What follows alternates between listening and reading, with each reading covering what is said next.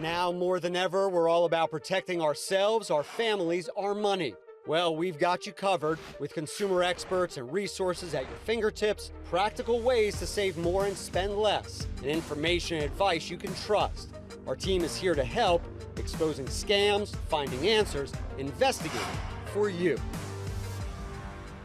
Thanks for joining us. I'm Jason Stoogenke. We spent 7 months investigating officers in Florida caught breaking the law. The cases involve alleged drunk driving and what appears to be special treatment.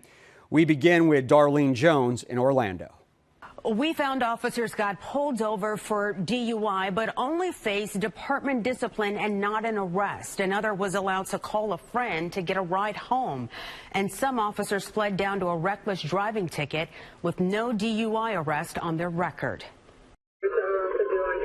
In the middle of the night, a Rockledge police officer turns into oncoming lanes trying to avoid a traffic stop. An Orlando police officer picking up his daughter from school stumbles through a field sobriety test in broad daylight. 2, 3. We obtained this body camera video of a traffic stop prompted by erratic driving. Watch as the driver flashes his Lake County Sheriff's Office ID. Are you a deputy? Yes. Why are you driving so crazy, man? Cases like these prompted us to wonder just how often those sworn to keep the public safe are instead putting other drivers at risk. We filed dozens of records requests and uncovered nearly 400 Florida officers charged with DUI statewide over the last 5 years.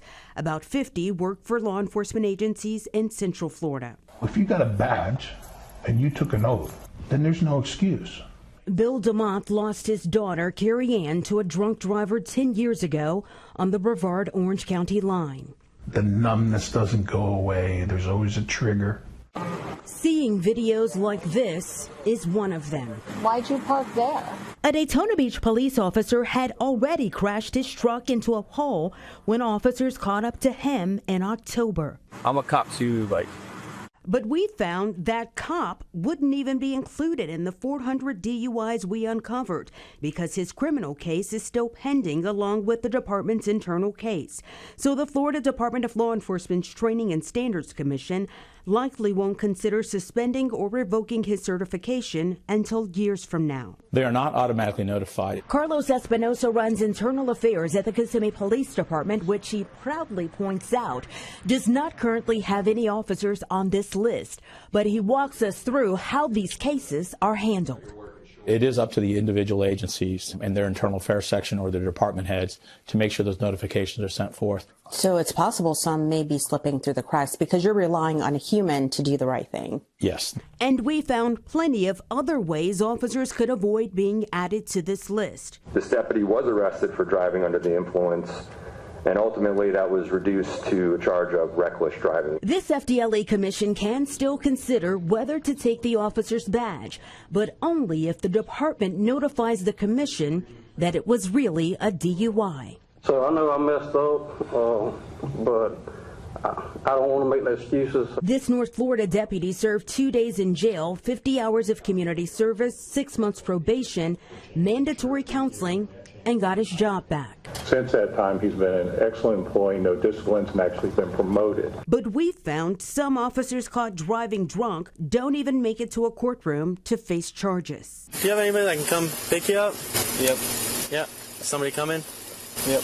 Lake County fired this officer anyway for failure to maintain what it considers good moral character. Bill DeMont believes that's the way it should be. You're human. You have bad days. You make some bad decisions, but you don't get to make those decisions as a law enforcement. That's just my opinion. You may have noticed some of the officers in the body camera videos were blurred. We want to point out we did not make that decision. The arresting agency providing those videos to us with the officers' identities protected.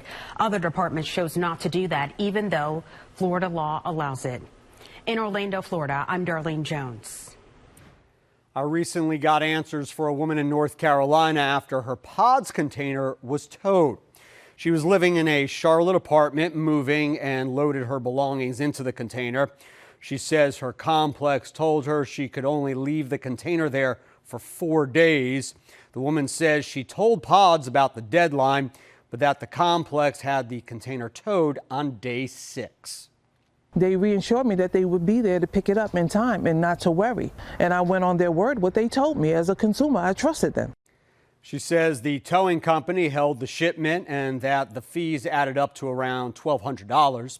I emailed Pods and they agreed to pay the towing charges as a goodwill gesture. The company emailed me people who live in apartment complexes or condos are responsible for obtaining approval from their property manager before scheduling delivery of a Pods container and responsible for all towing and storage fees. Turning now to dozens of complaints we've uncovered about an estate sale company in New England. Clients told our Amel El-Hel in Boston the man in charge sold them on promises he never kept. And he just pulls the wool over your eyes. And I really felt like I was taken advantage of. He clearly is a manipulator, and I got manipulated. I was like, what is going on here? 4 different clients, 4 serious complaints about Chestnut Hill estate sales, and the man behind the company, Alan Davidson. I mean, he knows that he's a crook.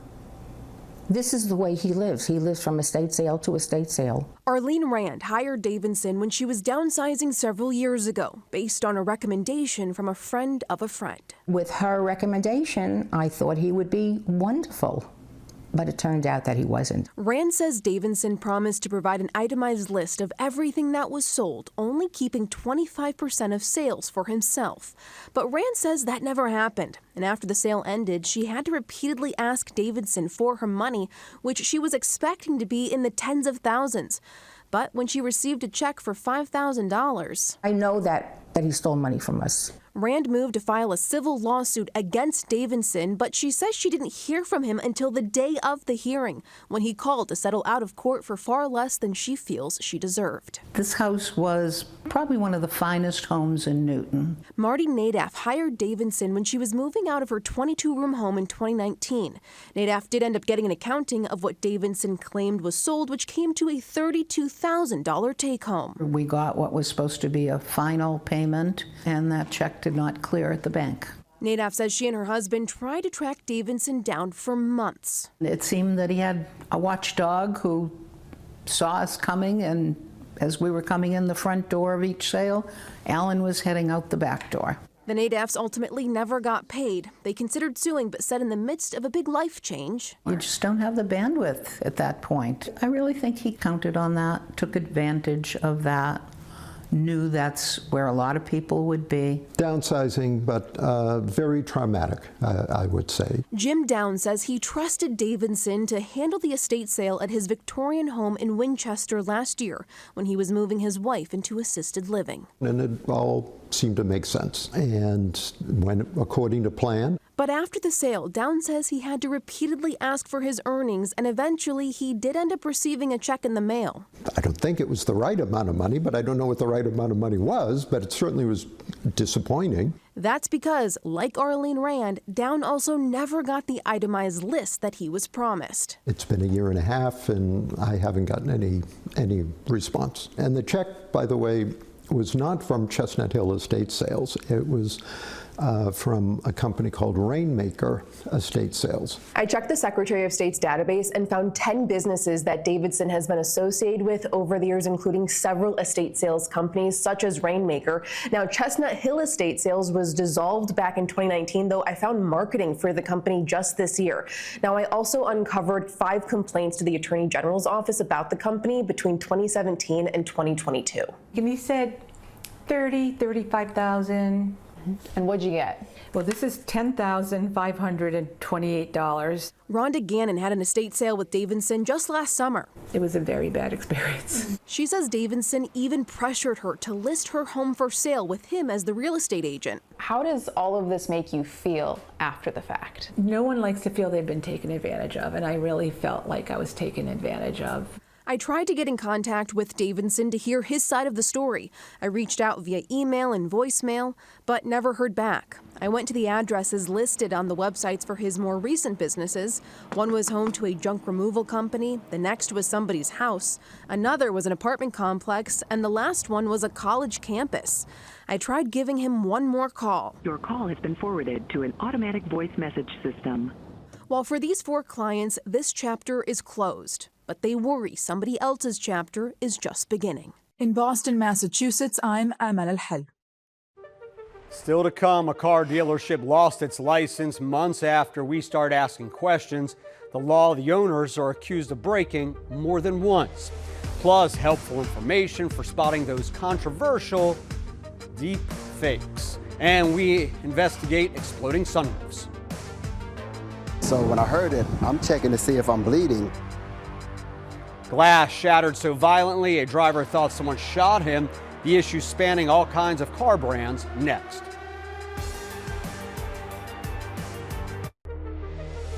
Finding Answers host Jason Stoogenke, an award-winning consumer investigator and an attorney. He spent more than 20 years fighting for consumers' rights. Jason Stoogenke, a trusted resource, investigating for you.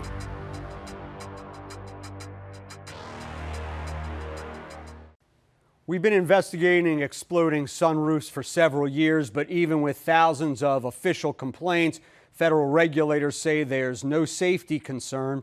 Justin Gray is in Atlanta searching for answers. You can still hear and see the glass from what used to be the sunroof of Marcus Menifield's 2024 Kia Sportage. And so when I heard it, I'm checking to see if I'm bleeding because I thought I was shot. But no, it was the sunroof just exploded. We have been reporting on spontaneous sunroof explosions for 3 years now. It's not tied to any specific make or model, but all panoramic sunroofs, from Katie Holder's Jeep Wagoneer. Going 55 miles an hour, and all of a sudden, like literally an explosion. Truly spontaneous. Yes, the most bizarre thing ever. April Harvey's husband ended up in the emergency room. What do you think when you look at this? Thank God he's okay. I checked the complaint database at the National Highway Traffic Safety Administration, NHTSA, and found in just the past 5 years, 2,167 complaints for shattered, exploding, or broken sunroofs from 18 different car manufacturers, all the major car brands included. But like in Marcus Menifield's case, those car makers typically will not cover the repair costs. I said that's about $8,000 worth of damage to have that replaced. NHTSA did launch a 7-year-long investigation into exploding sunroofs, but closed it in 2021 without ever determining the cause, writing it, quote, has not identified sufficient evidence of a safety-related defect in the subject's sunroof. That's a decision Marcus Menifield does not understand. It's very scary because the driver could easily lose control thinking, you know, they're being shot or trying to duck, and so the driver could easily have an accident. So NHTSA closed their investigation without ever determining what makes these panoramic sunroofs more prone to exploding or shattering, only saying that, quote, it is not an uncommon occurrence. Reporting in Atlanta, I'm Justin Gray. If you're looking to switch careers or land a new role, there are ways to stand out to recruiters. Dawn Fay with recruiting firm Robert Half says tailor your resume and cover letter to each job you apply for. Fay says AI can be a useful tool to help save you time. Don't just apply through the company's website. Email the hiring manager directly as well. You can find AI-generated deep fakes all over the internet right now. Liz Kilmer is in Pittsburgh with a close look at the videos that are getting harder to detect. Good evening. There has been a surge in the power of artificial intelligence over just the last year. Well, could you tell? That isn't a real news studio, and that isn't really me. In fact, I never said any of that, but I did create that video using AI. It was fast, free, and fairly easy. And as more and more of these deep fakes get made with little regulation, experts are raising concerns. Created even by our own government. Deepfake files are surging by the millions each year, the technology rapidly advancing and looking more and more real. I am not Morgan Freeman, and what you see is not real. It's scary and at the same point in time, highly compelling. and fascinating. As a CMU professor of digital media and marketing, Ari Lightman has been closely following the development of AI-created videos, which can be made by anyone. Take it from me. I've been starting early today, and coffee is definitely my friend. That right there, a fake, made with OpenAI's Sora 2, a free iPhone app where the process is quite simple. I just had to say 3 numbers. 43. Move my head twice, and then videos of me talking made in seconds. A few steps that can have serious implications. It is the next wave of social media manipulation. Deepfakes can be used for scams. A new trend has emerged where hackers use fake videos of company executives to scam employees into sharing information. Deepfakes can also have political impacts. It is with great regret that I announce the withdrawal of my candidacy. Recently in Ireland, a sophisticated fake video of a presidential candidate dropping out went viral. In Pittsburgh, Pennsylvania, there was panic for families after someone used AI to create fake flames coming from Norwin High School. It is a huge issue that has societal implications around harm, financial penalties, a variety of different things, just the erosion of trust that we have as a society towards institutions where we're getting a lot of our information from. Who should be accountable? Should it be on the platforms from where these videos spread?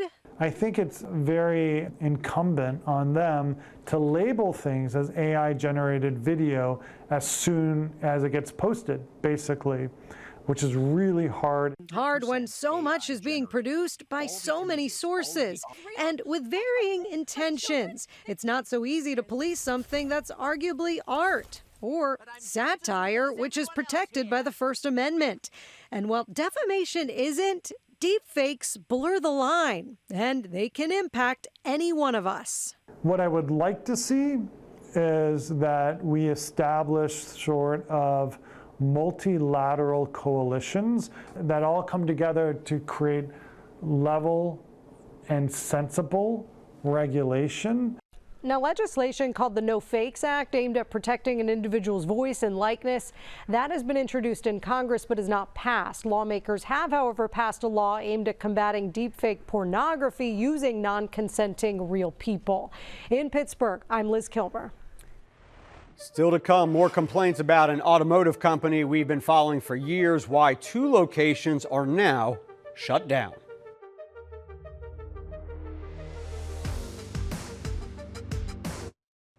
A car dealership in Florida had its license revoked after our investigation into complaints. Here's Jeff Deal in Orlando. The initial complaints we received is that the dealership wasn't paying off the trade-in loan balances within 10 days as required by law. Now we're hearing from a woman who claims she paid for a car in full back in May, and Benji Auto Sales still hasn't sent her the title. When we stopped at Benji Auto Sales, we received a consumer complaint about you guys not paying off a trade-in loan. We wanted answers for consumers who claimed the dealership wasn't paying off their trade-in balances within 10 business days as required under Florida law. Gordon Hartz first complained about it in 2023. It's untenable to me, and I don't understand how somebody can go to work, know that they are doing this to people and live with themselves. He was stuck making payments on 2 cars until Benji finally paid it off when we started asking about it. Oh, they're very crooked, taking advantage of people.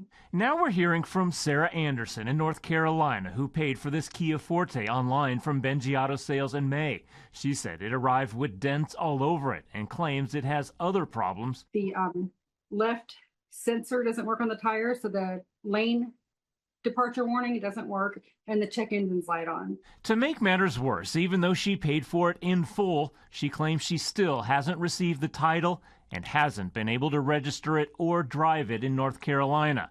The Florida Department of Highway Safety and Motor Vehicles let us know it has revoked the dealership license for Benji Auto Sales because of ongoing problems with late title transfers. The dealership in Orlando and one in South Florida are both now shut down. Several automotive publications reported in June the owners of Benji Auto Sales bought their first franchise dealership, a Nissan dealership in Victoria, Texas. We reached out to Nissan of Victoria and Nissan's corporate office to ask if consumers in Texas should be concerned after the state of Florida took action against Benji Auto Sales here. Avoid it at all costs. Don't make the same mistake that I did. Listen to the reviews online. Read them. The state of Florida has received 24 complaints about Benji Auto Sales in just the past year. Now, Nissan wouldn't comment on Benji Auto Sales, but when it comes to its Texas dealership, it said it expects its dealers to follow the terms of their dealer agreement and all applicable local and state laws. In Orlando, Florida, I'm Jeff Deal. Nearly 200 million passwords stolen. Consumer advisor Clark Howard is warning of a massive data breach. The specific accounts the crooks are after next.